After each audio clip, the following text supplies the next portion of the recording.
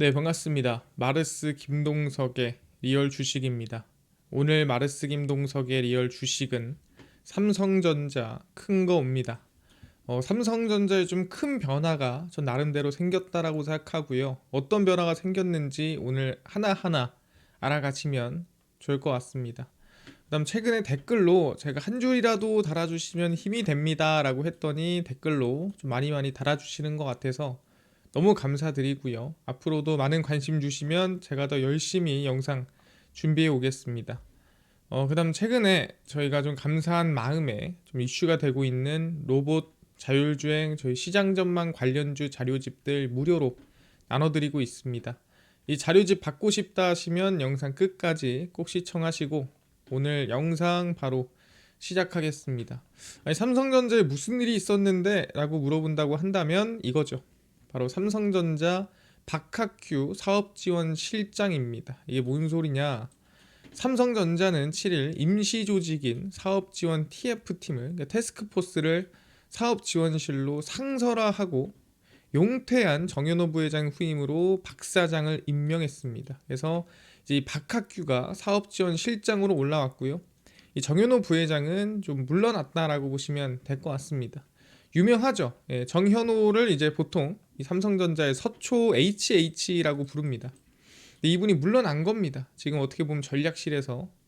그래서 박 실장은 삼성전자 전사 차원의 전략 실행과 인사를 총괄하는 중책을 맡게 된다라고 보시면 될 것 같고요. 우리가 과거로 따지자면은 미전실, 미래전략실과 다를 바가 없는 그런 부서라고 보시면 될 것 같고요. 과거, 그러니까 사업지원실로 만들어 공식화되기 전에 사업지원 태스크포스는 과거 미래전략실 해체 이후 삼성전자와 계열사 간 사업 조율이라든가 전략 인사 업무를 담당해온 핵심 조직이었습니다. 근데 뭐 사실 제대로 굴러가진 않았죠. 그래서 정현호 삼성전자 부회장이 사업지원 TF에서 용퇴하고 이선으로 물러나고 이재용 회장의 보좌 역을 맡으러 갔습니다. 그러니까 그래도 썩어도 존치라고 이 보좌 역으로 가서 뭔가 또 일어날 거라고 보고 있고요. 그래서 일단은 이 박학규 사업지원실장이 왜 여기로 왔고 그다음에 왜 태스크포스가 사업지원실로 바뀌었고 이게 무슨 의미를 뜻하는지 이걸 하나하나 좀 볼 필요가 있을 것 같아요. 이건 저는 정말 큰 변화라고 생각합니다. 일단 보겠습니다. 일단 사업지원실이 뭐냐에 대해서 알아야 됩니다. 정현호 부회장은 박학규 사장 직전에 사업지원 TF 태스크포스 팀 이끌던 사람이었습니다. 그러니까 이거는 임시팀이에요. 이게 공식화된 팀이 아닙니다. 왜냐하면 태스크포스니까.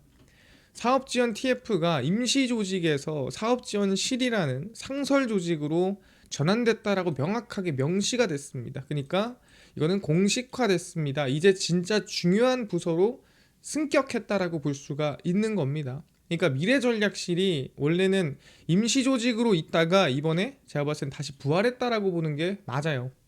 그래서 미래전략실 해체 이후 삼성전자와 계열사 간 사업 조율과 전략 인사 업무를 담당해온 핵심 조직이 뭐가 됐다? 네, 사업지원실이 됐다라고 공식화를 시킨 겁니다.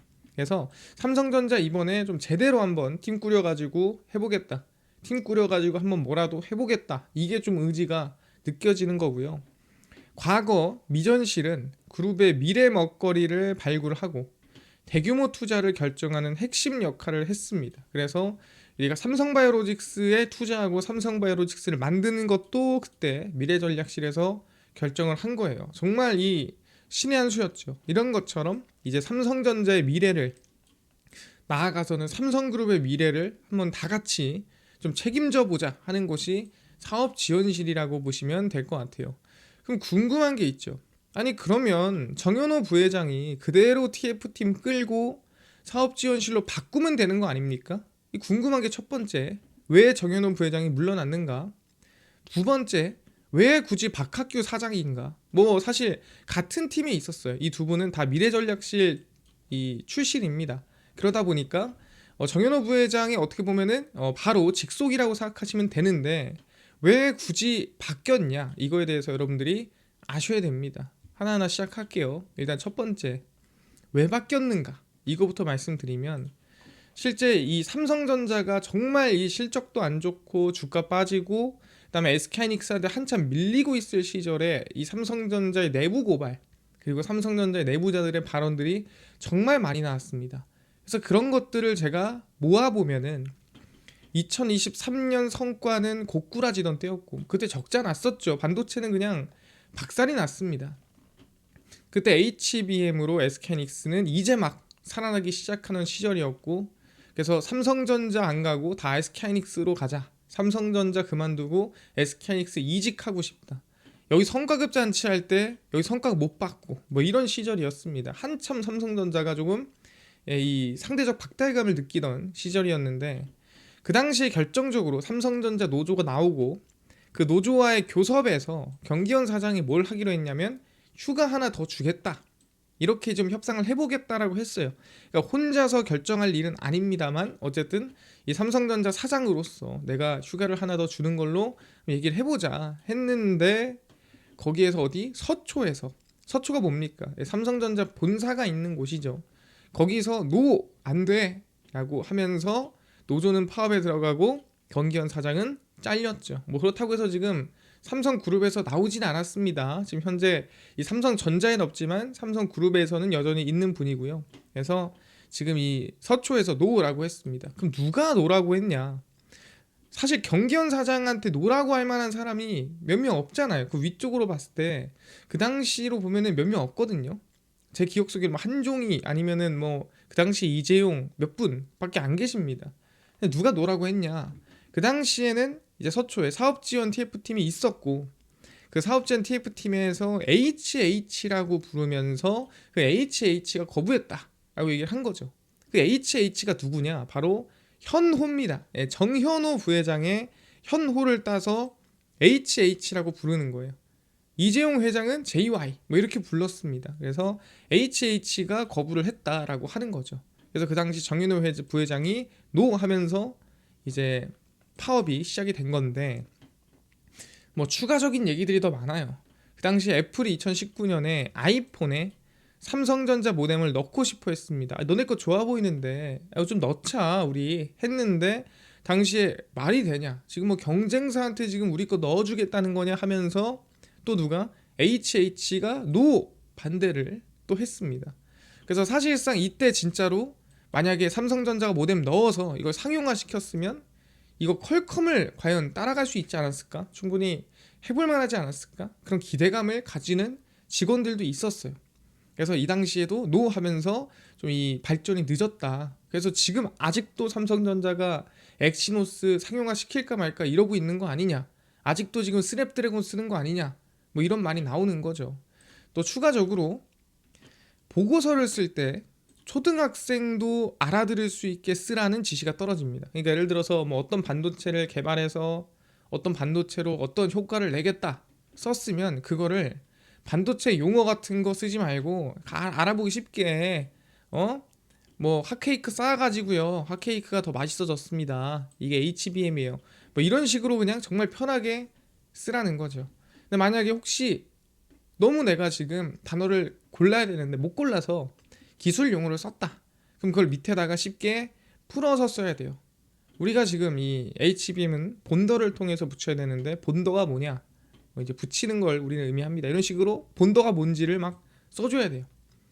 이게 뭔 소리냐면 그거를 보고서를 보는 사람은 반도체 전문가들이 아니라는 거예요. 이 기술 전문가들이 아니라 현장직들이 아니라 사실 그냥 잘 모르는데 결정을 하는 사람들이다라고 보는 거죠. 그래서 정현호 부회장은 사실 반도체 기술 전문가가 아닙니다. 이분은 사실 경영이라든가 전략을 위주로 하시는 분이지 반도체는 잘 몰라요. 근데 이제 반도체나 이 기술 개발에 깊게 관여한 거죠. 하자 말자. 뭐 가는 거야. 아니 가지 말자. 이거를 판단한 거죠. 그러다 보니까 사실 뭐 옳은 선택도 있겠지만 옳지 못한 선택도 많았다라고 보는 거예요. 왜냐하면 잘 기술을 모르고 기술을 잘 모르는 사람이 선택하다 보니까 좀 올바르지 못한 일이 생길 수도 있는 거죠. 그래서 반도체 공장을 짓는데 얼마가 들고 이 투자가 회사에 어떤 이익을 가져오는지를 제일 잘하는 사람이 누구다? 그게 정현호 부회장이에요. 근데 이게 아니라 반도체 공장을 얼마나 짓고 얼마나 효율적으로 해서 수익을 얼마나 챙겨올까가 아니라 반도체를 어떻게 만들까, 어떤 반도체가 더 미래 기술을 주도할까, 이런 기술 관련된 어떻게 보면 결정도 하다 보니까 누가 HH가 그래서 좀 말이 많았습니다 그 당시에. 그래서 SK하이닉스한테 기술력이라든가 추진력에 밀리고 공식적인 사업 지원실이 나왔을 때 그래서 박학규가 부임했다라고 보시면 될 것 같아요. 이해됐습니다. 그래, 근데 박학규 이분은 그 전공이 반도체 뭐 이쪽입니까? 아니에요. 이분도 그 왜 왔냐 이거예요. 바뀐 것까진 알았어. 뭐 사실 그렇게까지 뭐 제대로 된 이 성과가 없다 보니까 바뀔 수 있지. 근데 왜 이분도 기술 전문가가 아닌데 이분은 뭐 하러 오셨다? 예, 이거 하러 오셨어요. 이거 하러. 그게 뭔 소리냐면 가보겠습니다. 박학규는 누구냐? 그러면은 이분은 이제 2014년부터 미래전략실 경영지원팀장을 맡아 조직 체질 개선을 주도했던 분이고요. 이 위쪽에 있던 분이 이제 정현호 부회장이었다라고 보시면 됩니다. 미래전략실에서 두 분 다 여기 출신이고요. 경영진단팀장도 역임하는 등 그룹 내 손꼽히는 재무전문가로 인정을 받았습니다. 아, 이분 누구다? 재무전문가구나. 밑에 잠깐 써놨는데 서울대 학사, 카이스트 석사 둘 다 경영으로 나오셨습니다. 그러니까 이제 전문 지식은 어디 쪽으로? 재무 쪽으로 좀 많이 집중돼 있다라고 보시면 돼요. 그래서 2017년 2월에 미래전략실이 해체가 됐죠. 그러면서 퇴사를 했다가 같은 해 11월 사업지원 TF 신설과 함께 삼성 SDS CEO 최고 운영 책임자 부사장으로 복귀를 하고 그 다음에 2020년 1월에 사장으로 승진해 DS 부문 경영지원실장으로 삼성전자에 복귀를 하고 그 다음에 지금 아까 얘기한 이 사업지원실 실장으로 올라왔다라고 보시면 됩니다. 아, 그렇구나. 이분은 지금 데려온 게 반도체 전문가라서 데려온 게 아니라 이 반도체에 대한 어떤 걸 이 재무 전문가로서 누구보다 잘 아니까 데려왔다라는 거예요. 이게 왜 필요한데? 재무 전문가가 지금 필요합니까? 지금 HBM 어떻게 쌓는지가 중요한 거 아닙니까? 라고 할 수 있는데 그럴 이유가 있어요. 말씀드리겠습니다. 왜 박학규가 필요할까? 다들 궁금하죠. 삼성전자가 2025년 5월에 한국산업은행에서 2조 원의 자금 대출을 받았습니다. 삼성전자가 산업은행한테 대출을 받았어? 왜 받았냐? 100조 이상의 현금 및 현금성 자산, 단기 유동성 자산 다 있는데 아니 100조 있는 데가 왜 2조 원이나 대출을 받아? 무슨 쓸데없는 짓이야. 있는 거 쓰면 되지. 그런 생각이 들잖아요. 근데 왜 받았니? 하니까 산업은행의 반도체 대출 프로그램을 활용하면 시중은행보다 훨씬 낮은 금리로 대규모 자금을 조달할 수 있다라는 거죠. 아니 있는 거 쓰라니까 왜 시중은행이랑 비교를 해서 산업은행이 대출을 받냐 이 말이야 하면은 그 이유는 딱 하나입니다. 삼성전자가 대출로 확보한 자금을 HBM이라든가 반도체 설비 투자하려고 하는 거예요. 왜? 그 2조 원은 나한테 없기 때문이에요? 있기 때문이에요? 100조 있다며. 없기 때문입니다. 아니 100조 있는데 왜 없어? 대부분 자금이 해외 법인이에요. 그럼 어떻게 해야 돼요? 환전하고 법인에서 법인으로 돈 옮기고 그럼 분명히 뭐가 들어가요? 수수료부터 시작해서 분명히 여러 가지 부대 비용이 들어갑니다. 그럼 그 부대 비용 생각하면은 이 산업은행한테 대출 받는 거랑 그 다음에 내가 부대 비용 해가지고 돈 2조 땡겨오는 거랑 비교해보니까 예를 들어 산업은행 이자가 2%야. 근데 내가 지금 이거 땡겨오려고 하니까 5% 정도의 약간 비용을 내야 돼. 사실 뭐 환전하고 이런 거는 수수료가 붙으니까. 그럼 어떻게 해야 돼요? 이게 낫죠. 그러다 보니까 사실 한국 본사 여유 자금만 따지면 지금 얼마 있냐? 한 11조 있어요. 그러니까 100조 중에 한 90조는 해외 나가 있고 한국에 있는 돈은 10조 정도밖에 안 되고 2조라고 한다면은 사실 100조에 비하면 안 커 보이지만 10조에 2조면 5분의 1입니다. 그렇게 쉽게 땡겨오고 쉽게 쓸 수 있는 돈은 아니라는 거죠. 그러니 이거저거 생각해 보니까 차라리 그냥 산업은행한테 대출 받는 게 낫겠다라고 생각을 하는 거죠. 그럼 여기서 알 수 있는 거 왜 필요하냐? 앞으로 삼성전자는 분명히 여기저기서 돈을 땡겨서 투자할 일이 많아지겠구나. 최근에 플렉트 인수합병 했죠. 이런 것처럼 뭘 인수합병하고 뭔가 자금이 왔다 갔다 하고 뭔가 이 지배구조라든가 이 지분에 대해서 왔다 갔다 할 만한 이 재무 전문가가 활약할 만한 일이 많이 필요하구나라는 걸 우리가 여기서 알 수가 있는 거죠.